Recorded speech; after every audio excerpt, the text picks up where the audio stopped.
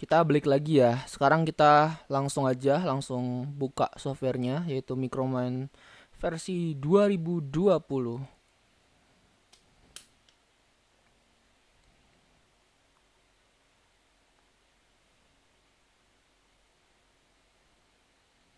Nah, kalau misalnya teman-teman kayak gini, ada dua lisensi, jadi ada MM4713 Microman atau yang bawahnya atau yang lain.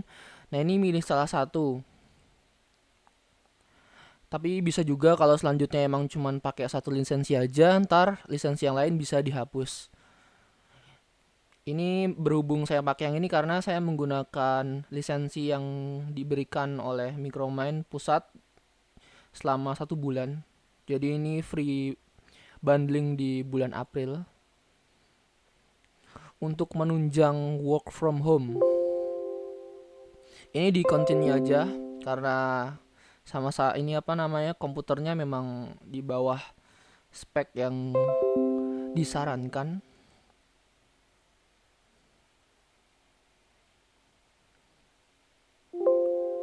Nah, ini bisa dipilih sesuai teman-teman kalau misalnya mau di update terbaru di download, tapi bisa juga untuk next time atau tomorrow, next week, ataupun nggak mau di update lagi gitu.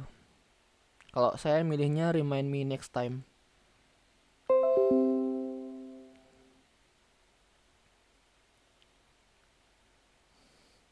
Oke, ini adalah tampilan dari Microman 2020. Nah, pada video ini akan kita bahas mengenai menu-menu yang ada di Micromind dan juga beberapa fungsi dari masing-masing toolsnya. Jadi yang pertama ini adalah namanya Physics atau Visual Explorer. Kemudian kita bahas dari menu file ya.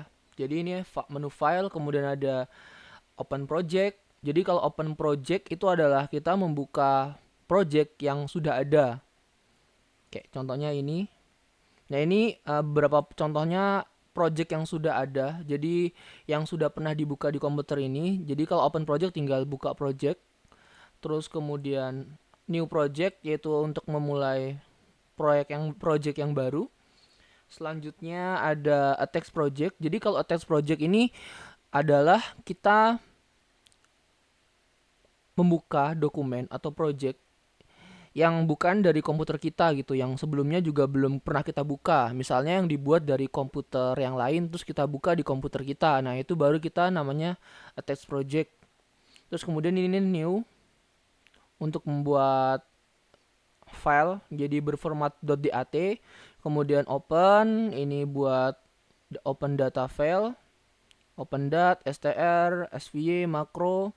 Terus kemudian ada view, kemudian ada modify structure, ini akan kita bahas nanti. Kemudian ada create or modify, kemudian ada save all untuk menyimpan, kemudian ada print, ada explore, terus utilities, ini belum pernah saya pakai sejujurnya. Kemudian ada image, ini untuk mengimport image dan juga harus ini ya memiliki georeferencing. Kemudian ada import. Nah, import nih bisa dari teks, Microsoft Excel, Access, kemudian DBase, IOGuess, point cloud, dan masih banyak lagi contohnya. Untuk lebih lanjutnya akan kita bahas nanti untuk yang import ini. Kemudian ada export, ini juga export dari data yang sudah kita punya. Umumnya biasanya yang kita pakai itu formatnya Excel atau .xsl, XLS, maaf. Kok jadi dua ya?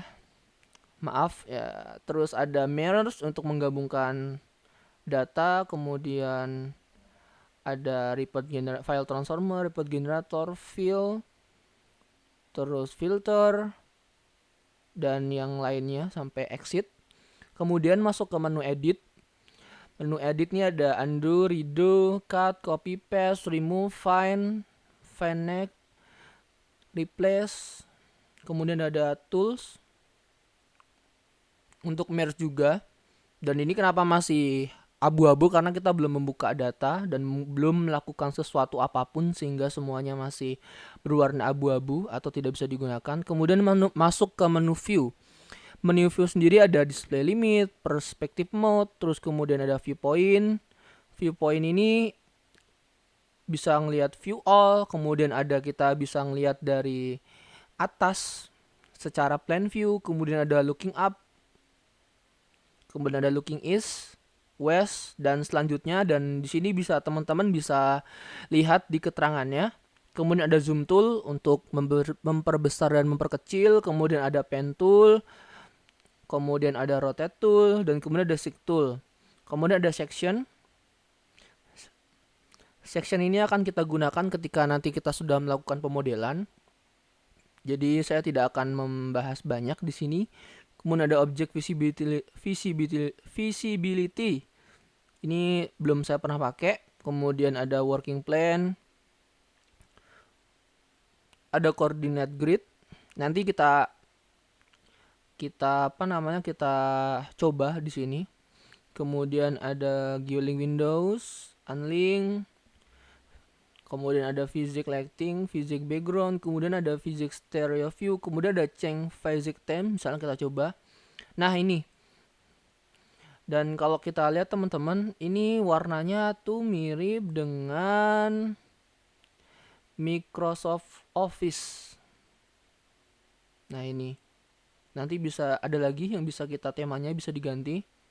Tadi ke view ya. Kemudian measure tool untuk melakukan pengukuran, kemudian ada reverse all. Maaf. Dan ini ada namanya save view yang akan kita bahas nanti. Kemudian ada display. Display ini ada beberapa. Yang pertama, poin. Jadi untuk data yang berupa poin kayak misalnya STA atau stasiun titik amat.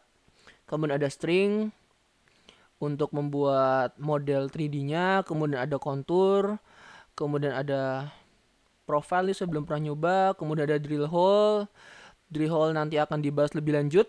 Kemudian ada pie chart atau diagram pie, kemudian ada image, GIS, terus kemudian CAD, seismic, grid, wireframe akan dibahas lebih lanjut lagi. Kemudian ada structural trend model, block model, volume, annotation, stereonet, terus kemudian ada namanya multipurpose chart dan spider graph yang bisa teman-teman pakai juga. Selanjutnya ada string. Jadi string itu digunakan ketika kita melakukan menginterpretasi dari sayatan dari lubang bor. Tenang aja kalau misalnya teman-teman belum kebayang, nanti kita pelan-pelan belajar. Saya tidak akan banyak berbicara di menu ini karena sejujurnya juga banyak yang belum saya coba. Kemudian ada drill hole. Nah, drill hole ini adalah merupakan langkah awal ketika kita melakukan pemodelannya, itu adalah membuat database. Nah, cara membuat database akan dibahas lebih lanjut di video selanjutnya. Kemudian ada database, kemudian ada validate, generate, kemudian ada planning, kemudian ada data entry untuk menginput data, kemudian ada calculation, compositing, insert missing interval, kemudian merge untuk gabung, hingga ada drill hole log, drill hole text section, dan quick find. Kemudian ini ada stats atau statistika. Jadi ini bisa kita lihat data-datanya. Dan ini bisa juga bikin QQ plot, histogram, ternary diagram juga bisa, hingga bisa menggunakan semi-variogram ataupun omnidirectional semi-variogram.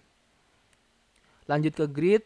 Grid ini nanti bisa kita pakai buat kontur.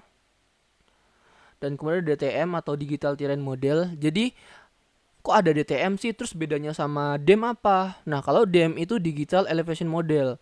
Kalau DTM itu adalah digital terrain model.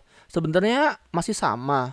Cuman kalau misalnya DEM itu kan kalau kita masukkan ke GIS itu kan flat. dan hanya perubahan warna yang menunjukkan elevasinya. Terus kemudian kalau kita masukin ke global mapper baru kan kelihatan 3D-nya. Nah, kalau misalnya di Microman ini kita makainya DTM sama. Jadi itu semacam DEM tapi ini kayak punyanya Microman gitu. DTM namanya. Terus kemudian ada wireframe. Wireframe ini membuat modelnya dan kemudian ini banyak juga ada fungsi edit, nanti di tools juga ada utilities untuk mengedit-ngedit bentuk dari wireframe yang telah kita buat, terus ada clean, ada operationnya, ada boolean, boolean union, cut, slice, hingga create mining block, kemudian ada calculationnya juga, terus ada block model outer cell, block model grid cell, kemudian ada report, ini bisa kita tahu volume, grade tonnage, generate material bins, validation hingga properties, hingga quick find. Selanjutnya ada modeling. Udah modeling ini ada pertama ada tools, terus kemudian ada block model tools, terus ada structural trend. Nah, ini adalah implicit modeling. Nah, implicit modeling ini yang sudah dijelaskan di video yang paling awal itu adalah pemodelan yang secara umum dibilang otomatis. Kenapa dibilang otomatis? Karena kita punya data, kita masukkan ke softwarenya, nanti softwarenya yang akan mengolah. Di sini ada beberapa. Jadi yang pertama ada create structural trend. Jadi ini bisa kita buat trend dari suatu struktur dari berdasarkan data lubang bor. Kemudian ada grade. Yang terbaru ini ada intrusi. Di versi 2018 belum ada. Kontak juga sepertinya baru di versi yang terbaru ini. Di sebelumnya belum ada. Kemudian ada vein, ada fault-nya juga. Terus kemudian ada polygon, point cloud. Terus ada surface point, attribute point. Terus ada output implicit modelnya bisa to wireframe, to point, atau to volume file. Selanjutnya ada sim stratigraphy ini buat batu bara. Kemudian ada polygon assign. Selanjutnya ke menu survei. Jadi ini fungsinya untuk koordinat sistem sebenarnya. Kayak compass reverse, underground tools, point cloud juga. Lanjut ke menu plot. Jadi menu plot ini merupakan kalau di GIS atau di ArcGIS biasanya kita bilangnya layouting. Jadi kalau di sini namanya plotting. Jadi sama aja, cuman beda namanya aja. Untuk penggunaannya akan dibahas di video selanjutnya. Tunggu saja. Selanjutnya ada di menu scripting. Jadi saya kurang tahu banyak untuk yang ini, untuk di menu ini juga ada makro juga. Jadi kalau makro itu biasanya untuk pengulangan gitu secara otomatis. Namun saya belum pernah pakai. Sudah pakai, cuman sejujurnya saya lupa. Jadi tidak banyak yang bisa saya bicarakan di menu ini. Selanjutnya ini ada tools. Ada di device, kemudian ada color set, ada headset, symbol set, line set, terus terus ada ini. Kita lihat licensing, kita lihat license manager.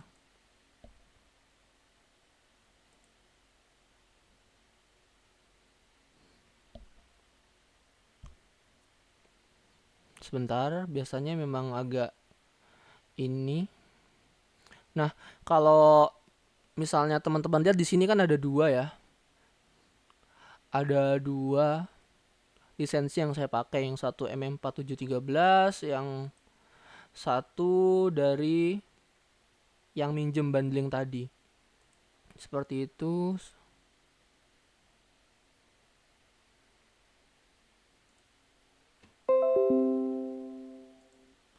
Oh, itu buat ngecek ternyata.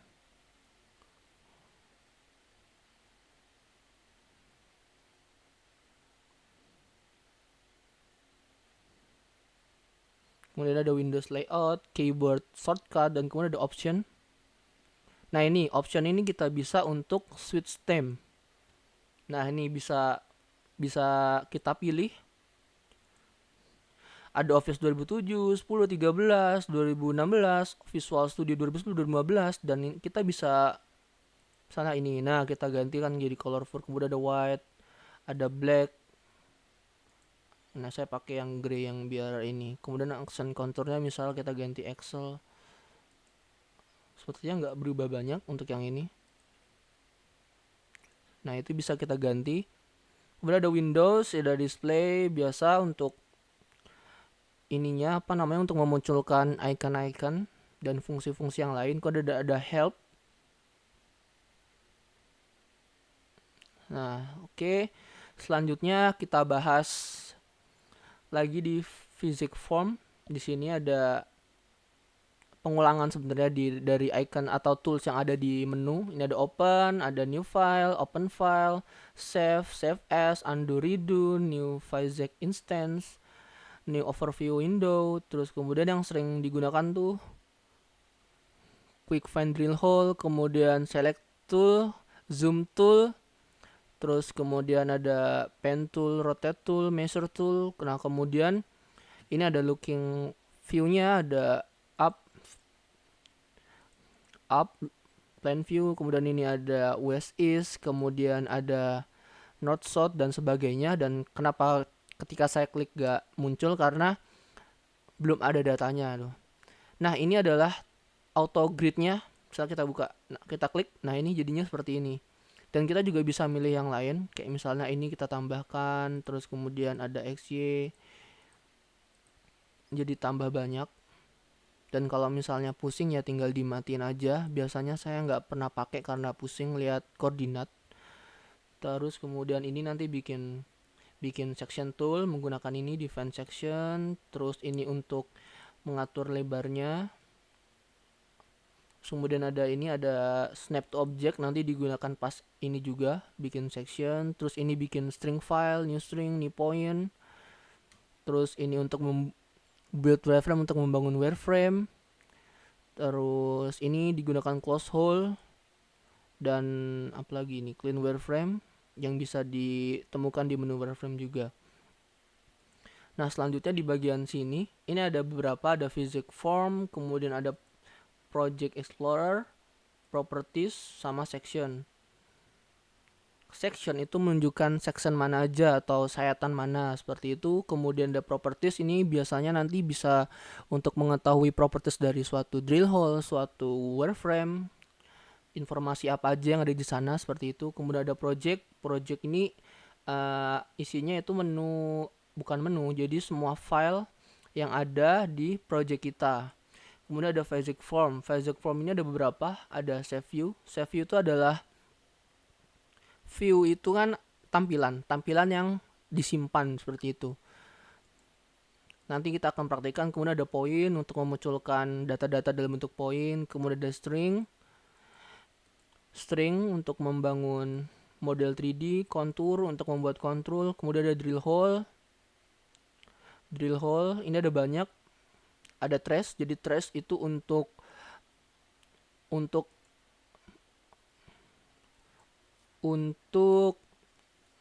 menampilkan dari drill hole-nya tadi.